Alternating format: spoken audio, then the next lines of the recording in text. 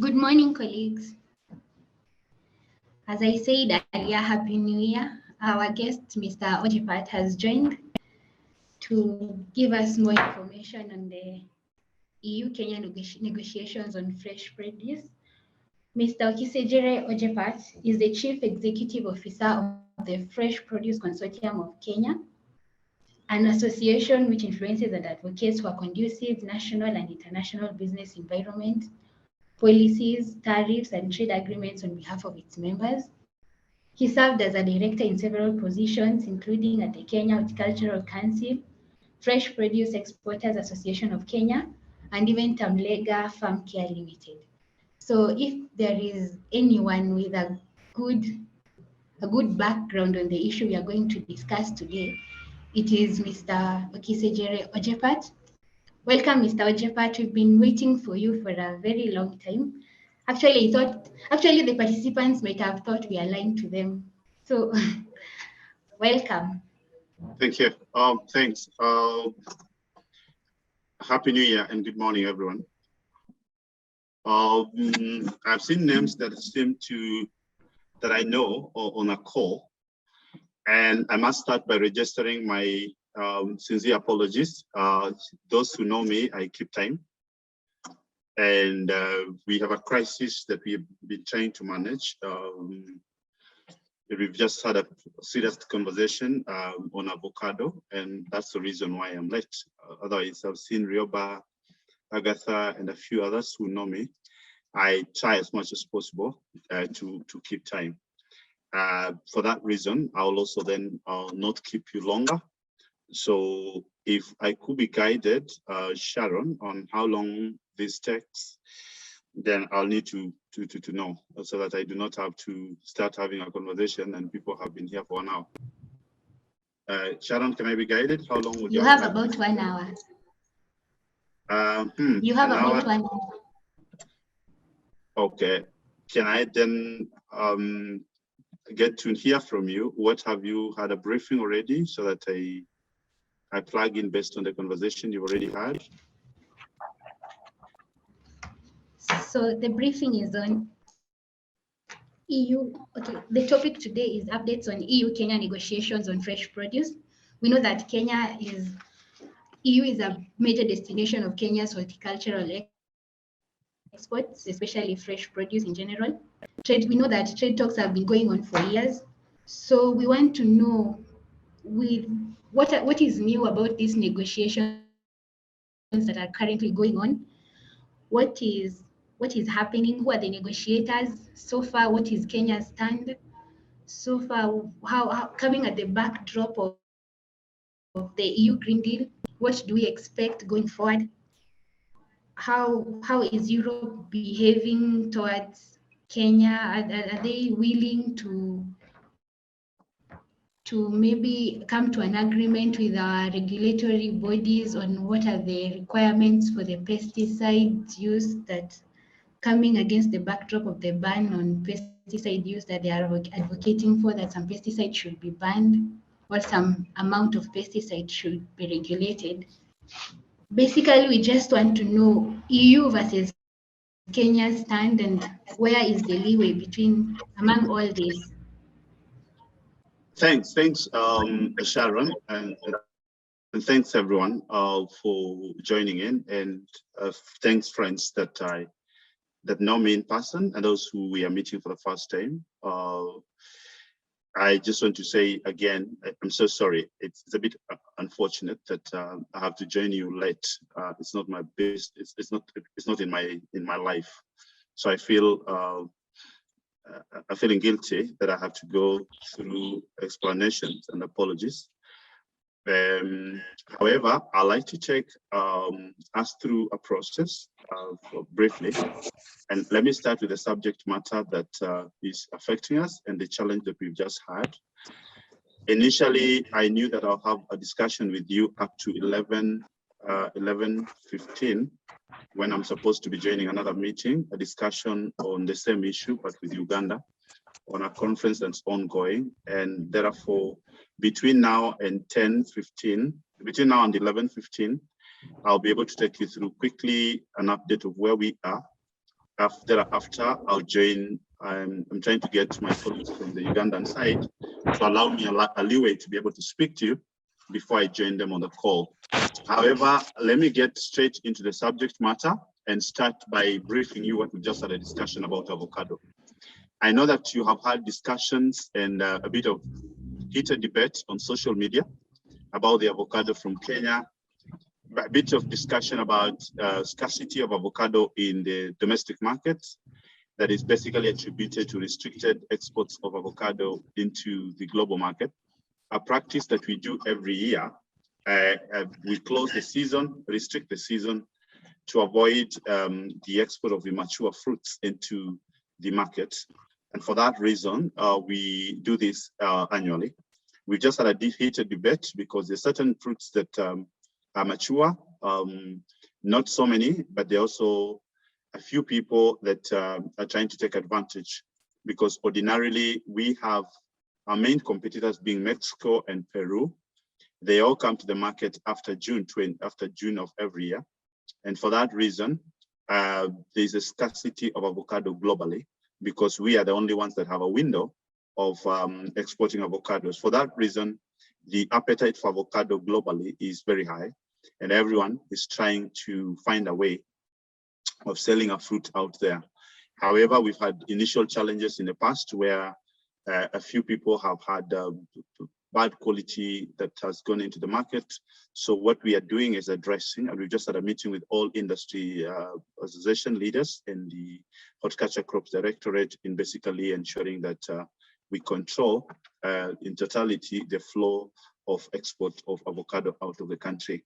So the correct position is anybody who has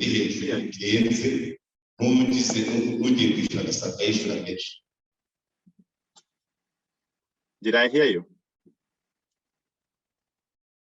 I think he was trying to join in. I've muted him. Okay, thanks. Yeah, so I was saying that the correct position for avocado in the country, a decision we've made is as follows. Anybody who had any off-season fruit, anybody who had off-season fruit and has sought, anybody who had off-season fruit and has sought clearance from the regulator, they are going to be given a window to ensure that those fruits are exported out of the country within the next 4 days. And then we will remain with a restricted or closed window for avocado exports until sometime late February or beginning of March, when we will now see the export of Hass and Fuerte getting into the market out of the country. But for the off-season crop, anybody who had sought clearance, we have agreed that they will be cleared. So you'll see a bit of exports out of the country today in the course of the week, and thereafter there will be no more exports until late February or beginning of March. We are dispatching a group to the field to continue doing what we call monitoring and surveying to ensure that the maturity of the fruit is clear before we allow certain areas to start exporting. Secondly, we have also agreed that avocado are no longer going to be transported in pickups or open trucks. They are now going to be transported strictly through washable crates that will be agreed by the directorate in conjunction with the industry to ensure that we have a quality fruit harvested, transported in a hygienic way for food safety purposes until it goes into the market. So that's the update I can give you on the avocado side. And perhaps at that point in time, before I get into the other subject matter, I like to just basically bring this to a closure. Is there anybody who has any clarity they want me to clarify on avocado? I can clarify so that when I get to the other side, I do not have to come back. Please feel free. If there's anybody, shoot, let me hear before I get into the pesticide issue. Welcome.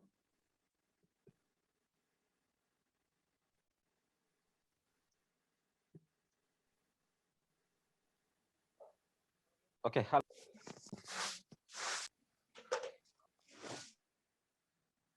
Does silence mean there's no question or clarity that's required on that subject matter? Victor Hello. Muturi has a question. Yes, I have a question. proceed. Okay. There was a time that avocados were being exported to China. Are they exported or they stopped? Avocado to China have not been exported as fresh. The avocado to China are going there as frozen avocado based on the previous arrangement and what Chinese did check when they came to do inspection in the country. They then agreed that we will take frozen avocado to their country. However, you must have seen a recent development of a new signage, new agreement. Even though that agreement has been signed, we are still not through yet and clear to export fresh avocado to China. There are still technical issues that needs to be addressed through KEFIS and the equivalent in China, where they have to come and do a pest risk assessment just to be comfortable that we are not going to export avocado and pests to their country, but that we will only be able to send avocados to their country. So from where we sit at the moment, there is hope, but we are not clear yet. So we are yet to, once that pest risk assessment and the technical institutions sit together and agree on the technical issues, that is only when we will resume or we will start exports of avocado to China. So as it is, it's only frozen and it's very disadvantageous to us because most of our smallholder and most of our traders are cannot afford a facility that can freeze avocado to -17 degrees that as required by the Chinese authority. So that's the position as it is. Negotiations are still ongoing. We have asked.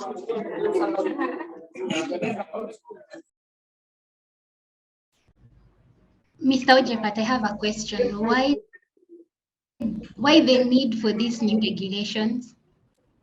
It's not the need for the regulation. There has never been which regulations about the export to China? No, the regulations that you just stipulated right now, they're using no use of open pickups. The new regulations you stated earlier before the China one. It is not the new regulation. It's about implementation of the regulation that have been there.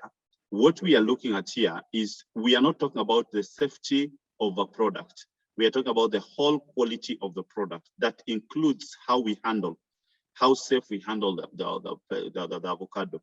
You must have seen in the recent past a few people using open pickups to transport avocado. Hygienically, it's not very good. And two, we are not able to control the quality when you just pour fruits into an open container. What we do with fruits, what we do with vegetable, for example, is that we put them in crates, they're arranged in order, the quality is then maintained right from the farm, and we avoid post-harvest losses.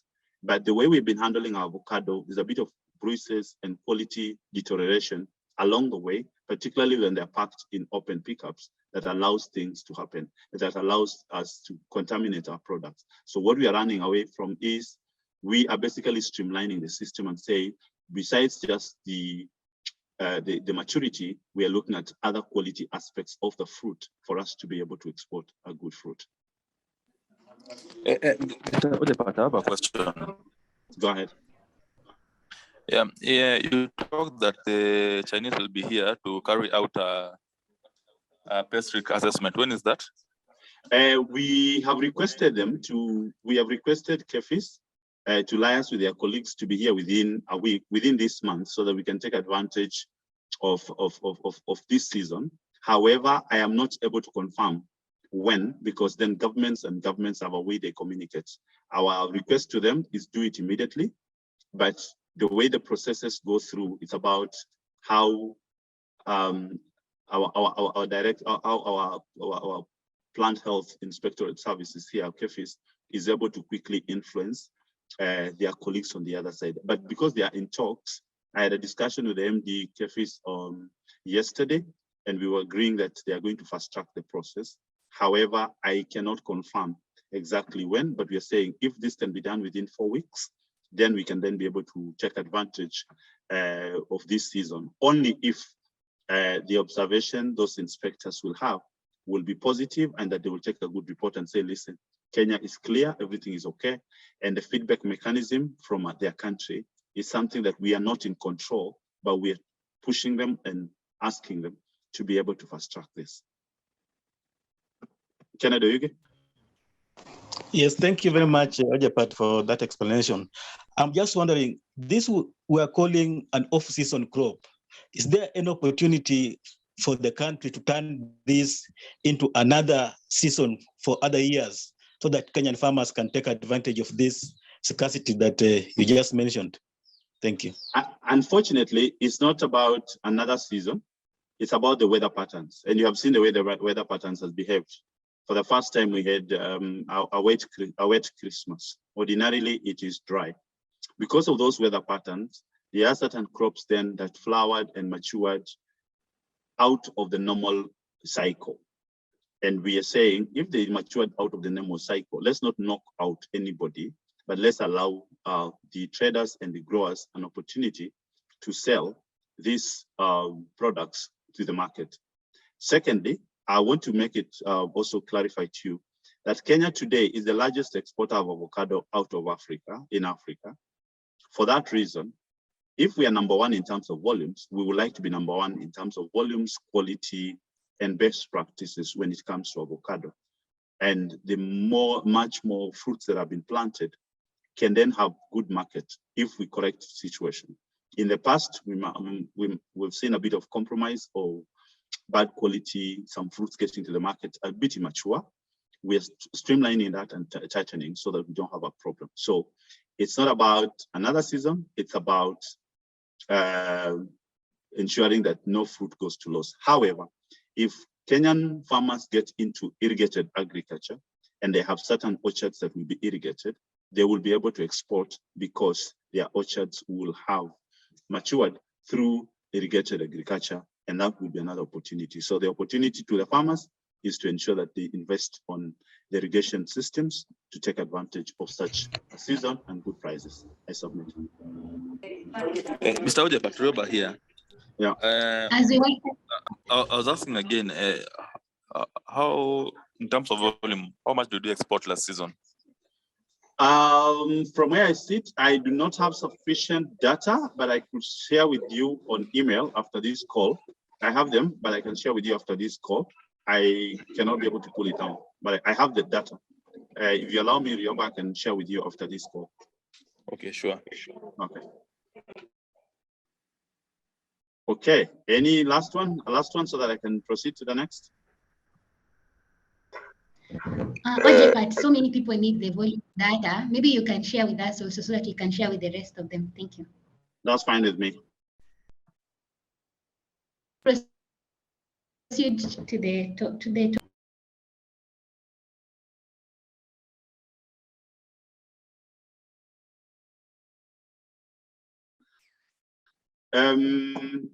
Sharon, can we then quickly say how do we catch up with the next phase, or are you okay?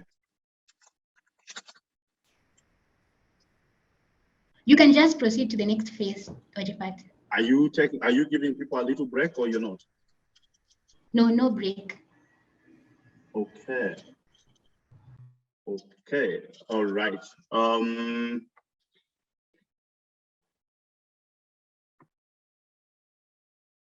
Have to move into the pesticide business. I think what is critical is for us to know that as a country, we have been having conversations over time, and I'm sure members here know that for the better part of last year and last year but one, we were quite busy making noise, talking all over, and people may have thought we are crazy. It's not that we are crazy, it's because we will not like our agriculture to be threatened. And we don't want to stop farming because of emotional thoughts and influence by certain parts of the world, where people have always thought negativity about our agriculture systems in Kenya. What we have done in the last couple of months, together with our colleagues from the agrochemical industry and ourselves and a few other growers, is be able to sit together and say, Kenya, what are we? Who are we? Where are we? And what is the situation?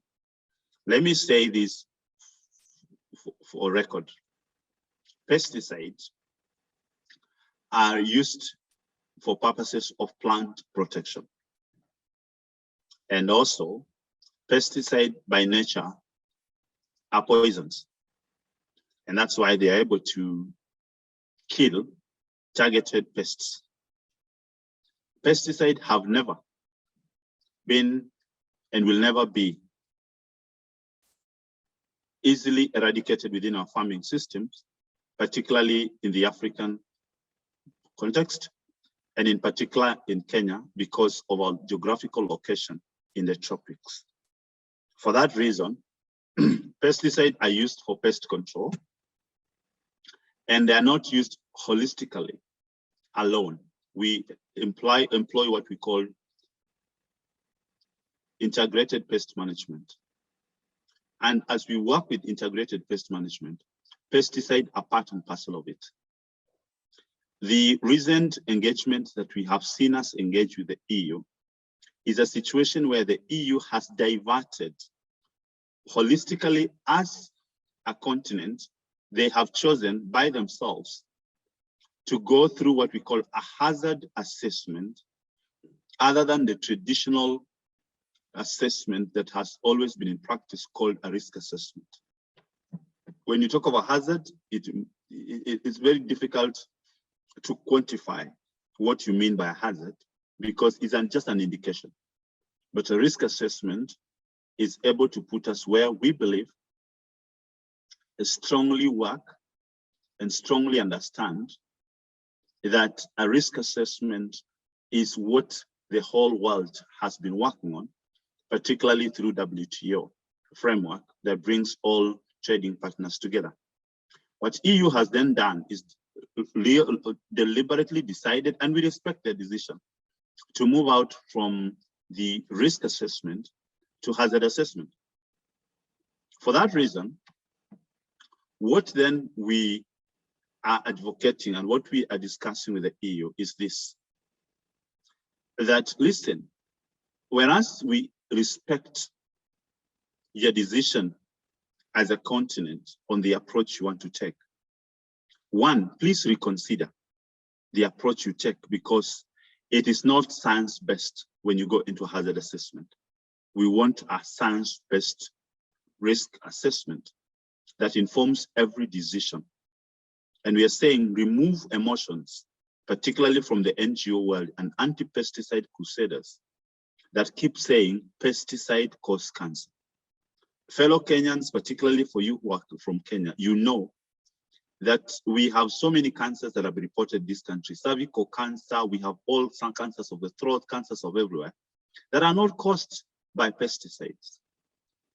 And there's no scientific proof that has been put on the document within the Republic of Kenya that proves that pesticides are the ones that are causative agent for cancer.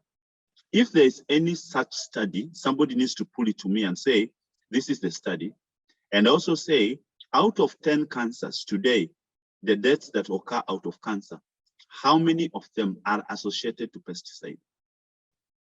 So what we are seeing is a demonization of the agricultural systems. And we are telling the EU, please, we have internal processes of admission of a pesticide. And we have internal processes of withdrawal of the said pesticide, including the politicians. What we are saying to the politicians, friends, though you are legislating, but please can your legislation be guided by science? Where there's an issue of a molecule, we are saying, let the molecule be subjected through the due process stipulated by the law through PCPB on how to withdraw the said molecule out of the market. However, even as you do that, we are telling the EU, our request is simple. can we also work together and look for alternative products or pesticide that we will use as they insist on banning of certain product or withdrawal of certain products? Unfortunately, emotions have taken the Kenyan space, particularly through the legislation, where they're saying 262 molecules must be banned. The question I ask, if today we withdrew, and let me use an example here of Benson. Benson, how many pesticides do you know by name? It could be 10, it could be 2, it could be 3. Can you imagine if you're told 262 molecules are withdrawn from the Kenyan market today? We are telling the EU, one, our agricultural production will be affected and we will lose more than 50% of our production, between 50 and 100% production. And that means that Kenya is going to be a net importer of their product, of the produce, and food security then will be threatened. We are also saying to the EU, whereas you are our trading partner, can we work together? Can we work together? There is livelihood, there is employment, there is education, there are climate change, there are different positions in the world where we are placed, and this must not be left out. We must always then have a conversation.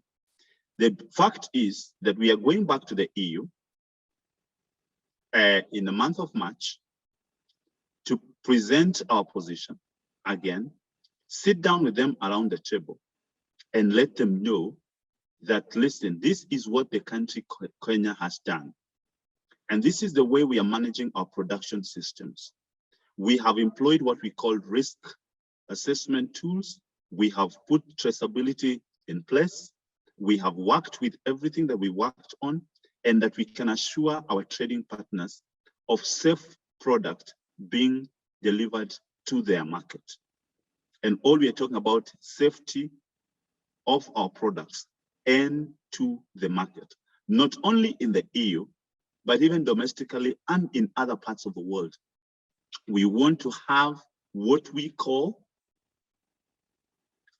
safe produce across the world without being demonized as a country. And the subject of pesticide must not be used to kill the agricultural systems in the world just because we have emotions. We are saying this, that what we need to focus on as a country, if I have to address the country issues, is to capacity build the government institutions that have been given the mandate through the county government, extension services, and all service providers within the industry to support and empower the grower, to impact them with the knowledge and the users of products or the agricultural system, other than talking about negativity, negativity, negativity. We need to change, including yourselves, colleagues. We would like to request you to be part and parcel of the education of learning to know that in certain areas of this country, we cannot produce anything sustainably without using a measure of plant protection products. For example, I keep saying this, we had locust in the recent past. How are we going to deal with locust if there are no pesticides? We are currently struggling with fall scalding moth. We are struggling with tuta absoluta. We are struggling with diseases and pests on maize that were not traditionally there. How are we going to manage this if it were not for pesticides? Why don't we agree today? And let me challenge the members of the Fourth Estate here in, my friends. Are we going to say that we are no longer going to use antibiotics or medicine when we go to our hospitals? Because it's the same principle that works. This principle of fighting pests and diseases in our own bodies is the same principle that we are using pesticide when it comes to agricultural production. So an update where we are is, we are in talks with our colleagues in the EU.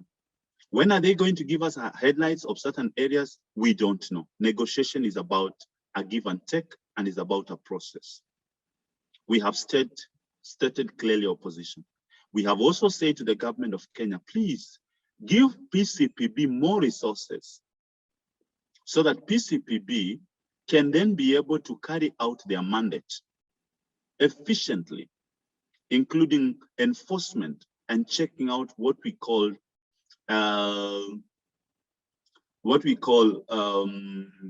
unauthorized pesticides that are here and counterfeits. How do we deal with them? How do we deal with the porous borders? But most importantly, colleagues, if Kenya today decides to ban certain pesticide as the political class will want, what will you do with produce that we're importing from Tanzania? What will you do with produce that we're importing from Uganda? Because Uganda and Tanzania are not under the same pressure we have to ban certain pesticides. Are we going to stop importation from Tanzania and from Uganda? And vice versa. So it's about a holistic approach on the science-based judgment and finding out how best do we navigate together as a country and as a people.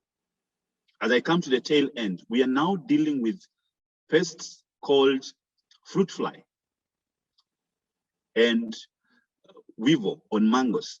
And you saw us the other day releasing a communication about our mango business in EU. How are we going to deal with fruit fly in a place called the Eastern Kenya? Particularly, let's take an example of Makueni. Look at the weather patterns. Look at the way our farmers are scattered. How are we going to fight pests with those farmers if we do not have plant protection products? How are we going to get a quality mango? Are you comfortable to get a mango that you chop and inside you're going to get pests? Or are you safer getting a mango that has no pests and that we can also explain that it has gone through certain traceability systems? Lastly, colleagues, we do not live in isolation. We work and trade with the entire globe. Whereas EU is our main biggest trading partner today when it comes to the exports, I want to say this, that other continents, however small they are trading partners. And best practices then means that we must be in talks with all trading partners to ensure the safety of our products and to ensure that the consumer is protected. But by so doing, we all have a responsibility. The grower has a responsibility. The business community has a responsibility. The market on the other side has a responsibility. We all have responsibilities of ensuring that our markets, our trading partners, and everybody that we work with is sufficiently empowered in terms of the information we are having. And we are therefore saying pests will continue evolving. Diseases will continue evolving, but the agricultural systems, colleagues, must then take a scientific approach in whatever we do. I submit for now.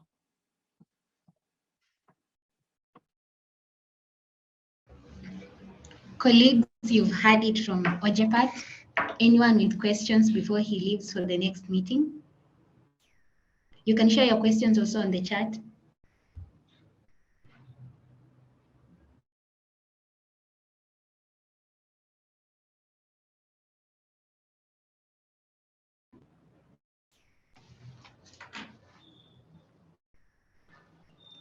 A quick question, Ojepat, before you leave.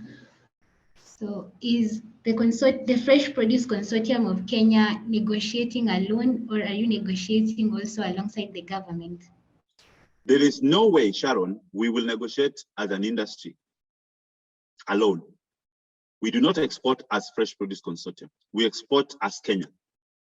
So what we are doing is engaging with our private sector, our trading partners on the other side, particularly the private sector, because it's the private sector that buys.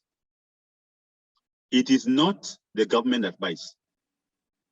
So once the business community on this side and the business community on the other side agree on certain aspects, our governments then are the official authorized institutions that then append a signature for and on behalf of a country. So whereas we are engaging and discussing with the business community, letting them know, passing the knowledge, letting them know what we are doing and what's going on, by the end of all this negotiation, and what we have agreed with government here is work on a public-private partnership, because there are certain aspects that the private sector is good at. There are things that government is good at. So we've combined our efforts together. And if you see the recent communication that we released, it was released by our ambassador, and even in the recent visits, including the visit we are having in March into the EU, we are going together as a country in the horticulture industry with colleagues drawn from the private sector and public sector to sit together with the EU again and say this is it. However, let's also say this.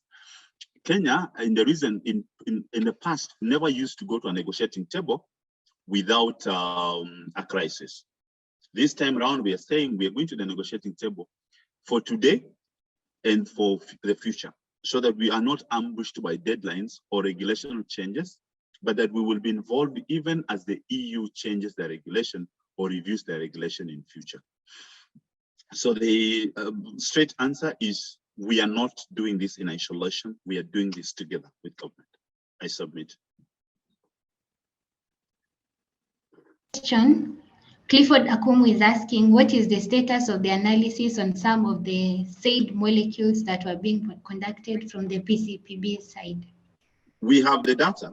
Sharon, again, if you remind me, we can send you the statistics of where we are and the assessments that have been done, including a report from Tegemeo Institute of where we are in terms of the pesticides. It's a bit voluminous, but I expect that all of us will be able to read. We can also give you an executive summary of the same. So Sharon, if you remind me, then I will be glad to quickly share with you. Ojapat, I had a question here. Go ahead. It's about PCPP was carrying a test on the 200 pesticides that they wanted to be banned, the ingredients.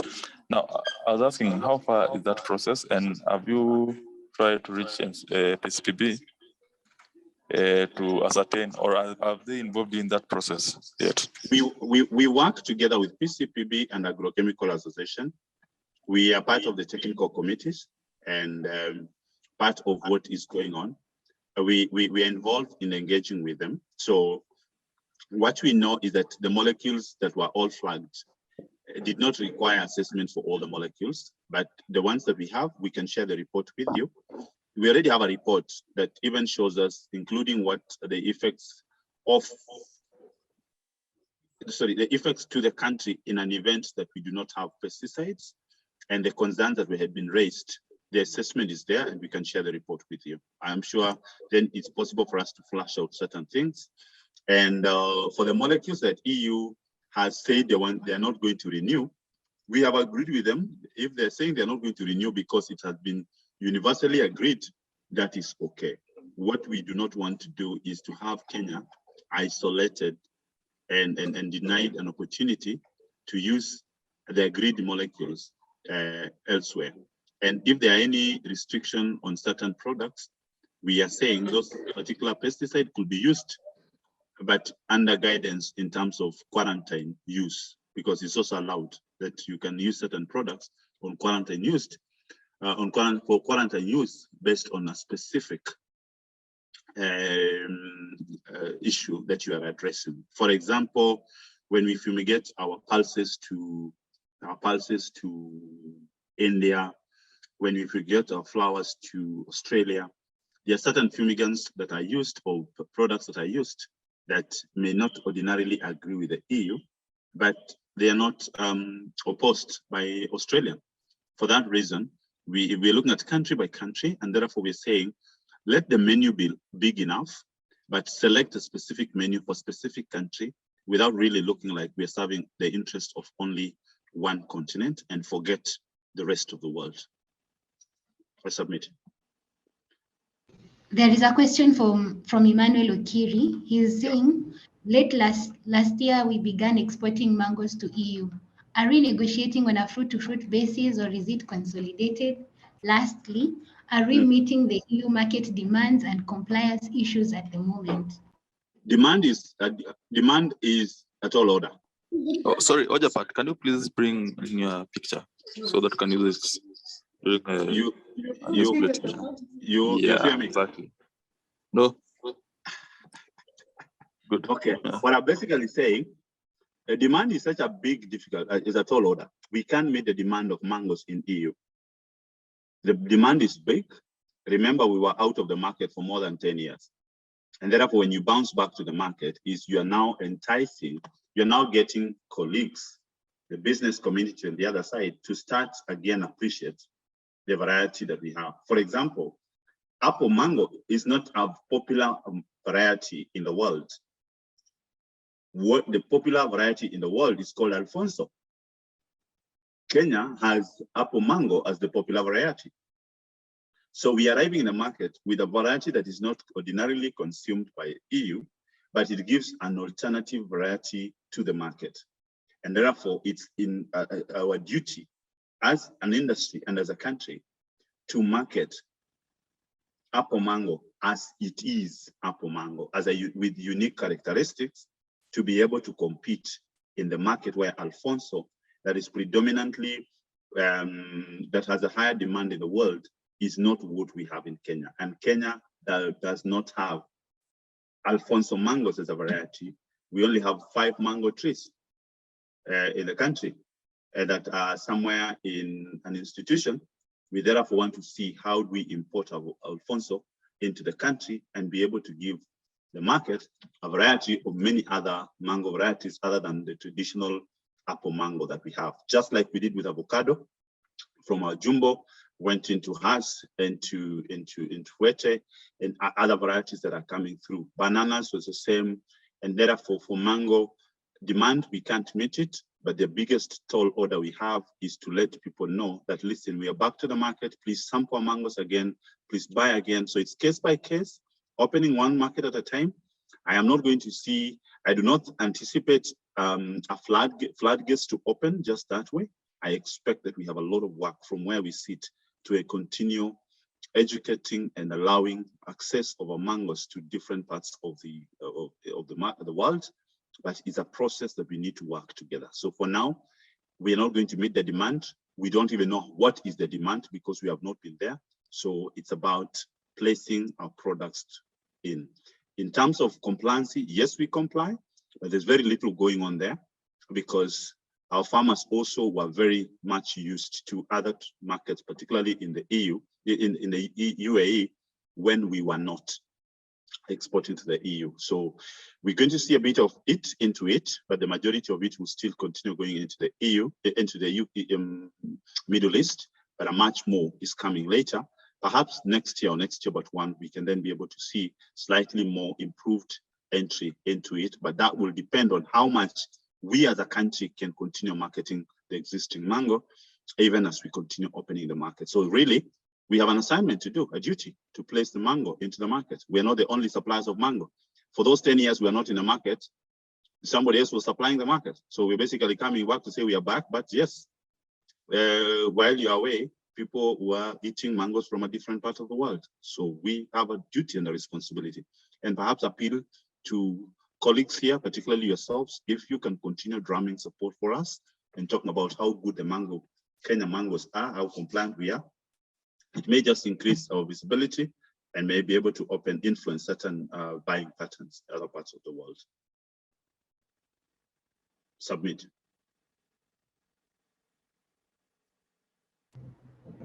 Colleagues, anyone who's feeling left behind, you can ask Mr. Ojepat before he leaves. You can unmute yourself and ask the question, or you can send it to the chat box and then I'll read it out for you.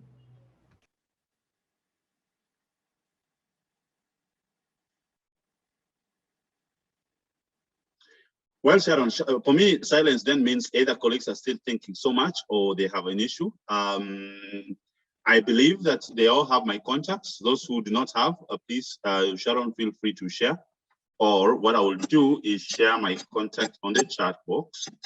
Then we can pick a call. If you have to talk to me, I'll appreciate if you can talk to me after 12:30, so that I finish this call we have with Uganda. Now, listen, friends, the reason why we're having a call with Uganda is because we have something called FCM. false calling moth on chilies. We are currently, FCM is a quarantine pest. Uganda is actually on 50% notification. It means that they sample 50% of what is being sold in the EU. We are not on that list yet. However, we are now growing our chilies through a very structured and very controlled environment because FCM is a quarantine pest in EU. Now, why we're having a conversation with Uganda is because we share the border with Uganda and we sell to the same market, and we want to see how do we do it. And most of our Kenyans have been buying their chilies from Uganda and exporting them from Kenya. So we want to be very sure that the required agronomical practices have been harmonized within the East African community so that a Kenyan can buy from Uganda and export from Uganda, or vice versa. At the same time, if we have a pest here and it's also in Uganda, if we are controlling it in Kenya and we're not controlling it in Uganda, we will continue suffering the same consequences. So we are sharing with them a platform and want to see what kind of protocol we put in place.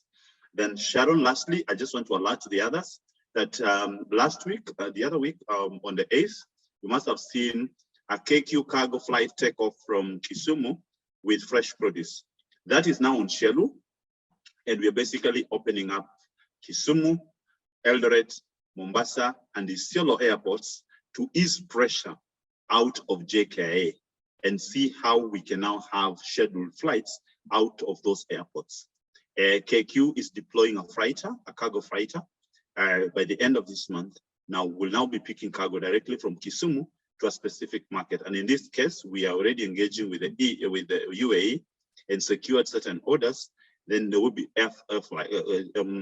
cargo flights leaving Kisumu into the UAE. For that reason, we need to take care of the borders between Kenya and Uganda so that our chilies are not affected by the pests that may invade through Ugandan side. So we have all this conversation going on, but I'll then ask Sharon, with your permission again, if you can organize another call, perhaps in the next 2 weeks, we could then update the colleagues where we are, including last year's the horticulture results that we discussed again this morning. We would like to formally release them to you so that you get to know where we're coming from, where we're going, and how to influence, how to report to the world on our successes and also where we have weaknesses, how do we work together. Lastly, I just want to let you friends know that from our side, our call to the business, to the political class, that even as they get into the campaign trail, they must do this with decorum, because we still require our investment intact, and we still require to attract the investment from other investors. The peace and stability of our country is important for the sake of trade. It's therefore a call to the political class, that the political class must then respect that this Kenya does not belong to them, it belongs to all of us, but we cannot trade our peace for anything. We cannot trade our peace for anything. We just then want them to know that whereas they are working for their next 5-year contract, we have a contract to deliver to Kenyans: food security, food safety, and trade. And trade cannot happen if there's instability in the country. We want to see this country stable now, during election, and after election. We want to see a progressive country that is clear and that we know what to do. Politics is only one portion of what we do. The rest of the world on the country is not interested in the abuses and unnecessary tension. They can let them campaign in peace and allow us an opportunity to do trade. Thank you. So, but before you leave, yep. The first consignment with the UAE on Chile alone, or you are getting other crops? We are getting other crops. We are getting other crops. We'll actually be in Kisumu and the entire Nyanza region. We want to look at bananas, sweet potatoes, of course, chilies. We are looking at pineapple out of Homa Bay to be loaded on our flight, so that now we have cargo, assorted products are coming out of that area, including beans and peas and passion fruit. So I'll repeat again, we are looking at passion fruit, we are looking at chilies, we are looking at bananas, we are looking at potatoes, we are looking at pineapple, and now we are looking at beans and peas to be able to fill up that flight out of Kisumu going into the market. All right. Can I be allowed to leave, Sharon? Yeah, thank you so much, Ojepat, for taking time to have the discussion with us. We've eaten even into your time. Thank you for showing up and honoring our invitation. Yes. We might have another meeting maybe in March or after those 2 weeks that you said, so that you can give us more updates. I'm available. Thanks so much. I appreciate it.